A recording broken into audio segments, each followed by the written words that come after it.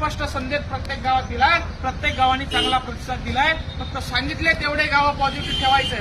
आता सगळ्यांनी आपल्या पाहुण्या रावळ्याला, आपल्या मित्राला फोन करून सांगायचे किंवा एवढ्या वेळी मंगेश साबळेला जिल्हा परिषदेवर पाठवायचं आहे. आता तुम्ही मला सरपंच केलं, एवढा बोंबाबोंब केला, एवढा बोंबाबोंब केला की पुऱ्या महाराष्ट्रात आपला आवाज झाला.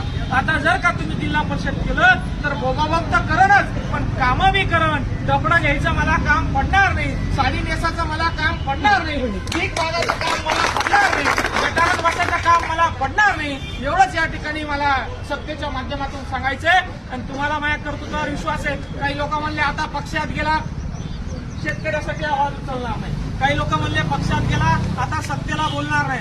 माझ्या रक्तात ते बापू, कारण माझा बाप शेतकरी होता, मी गरिबी पाहिली आहे. ज्या लोकांनी मला निवडून दिलं, जे लोक माझ्यासोबत फिरले, ते टोपीवाले बाबा हे आज बी माझ्यासोबत फिरू राहिले. त्यांना मी काही उद्धट बोलत नाही. त्यांचे कामं असले की अर्ध्या रात्री धावून पळून जातो.